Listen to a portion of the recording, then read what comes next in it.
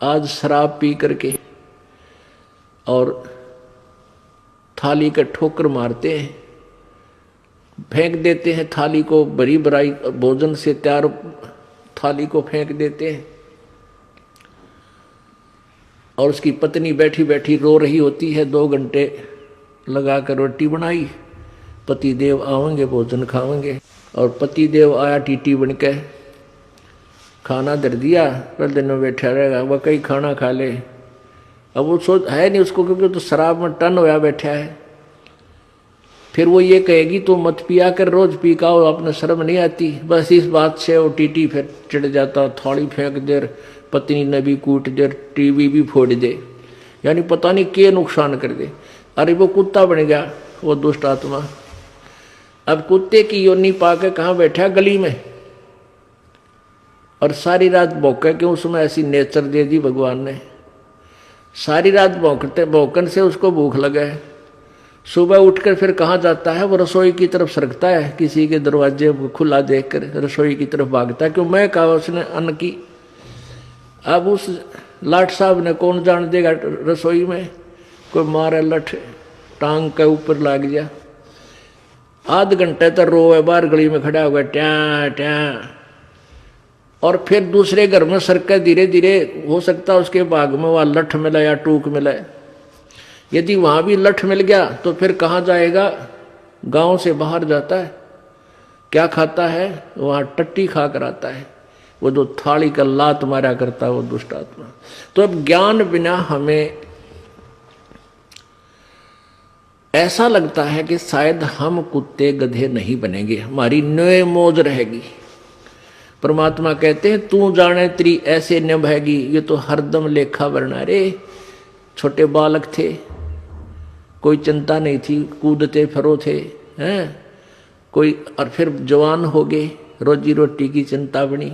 अब जवानी में भी चलो आदमी अपना टाइम पास कर लेता, फिर बूढ़े हो गए, कदे जाड़ पड़वानी, कदे आँख बनवानी, 3-4 तो सपेर पार्ट साथ रखने पड़ेंगे, किता चश्मे, किता दांत, किता हाथ में डोगा।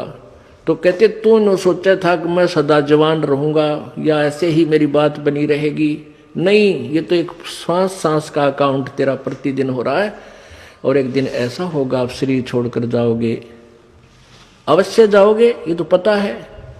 और फिर जिन्होंने पुण्य नहीं किए, सतगुरु का संग नहीं किया,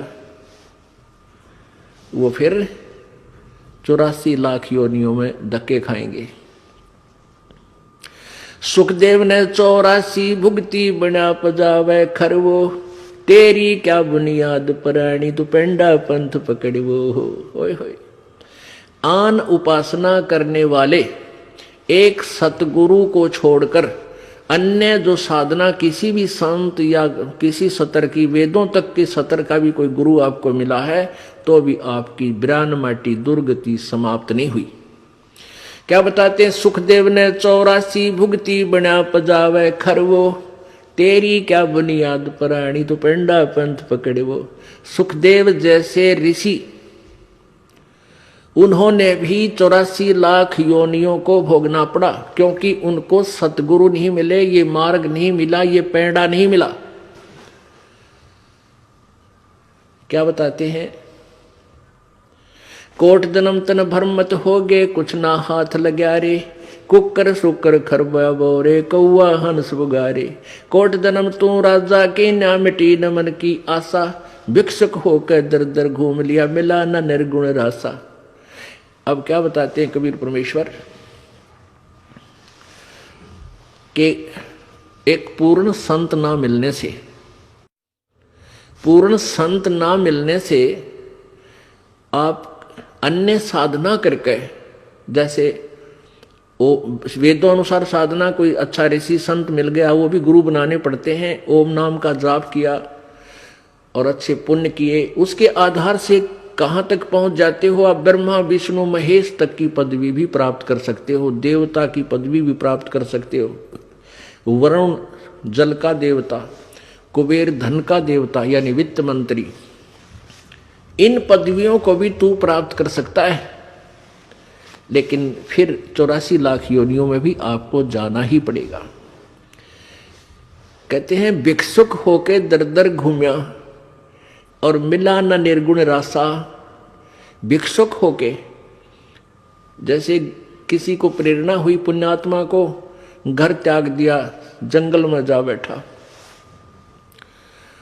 वहां से क्या करते थे कि जंगल से गांव में आते थे, नगर में, वहां से एक बार भिक्षा मांग लेंगे और शाम ने खा ली और सुबह भी वही रख दी, सुबह बासी जैसी मिली वो खा ली, और फिर भी बच गई तो उसको कहते सुखा लेते थे। शाम ने फिर उसी में थोड़ा बहुत खा के काम चला लिया। और इतनी साधना भी की कि कहीं तेरी भक्ति में बाधा ना पड़े, थोड़ा खा करके अपनी भक्ति करता रहो। उस भक्ति के आधार से इतने इंद्र कुबेर ईश की पदवी, स्वर्ग का राजा इंद्र भी बन गया तू। लेकिन ये जन्म मृत्यु और 84 लाख योनियों का तेरा कष्ट मिटा नहीं, क्योंकि तुझे वो मार्ग नहीं मिला।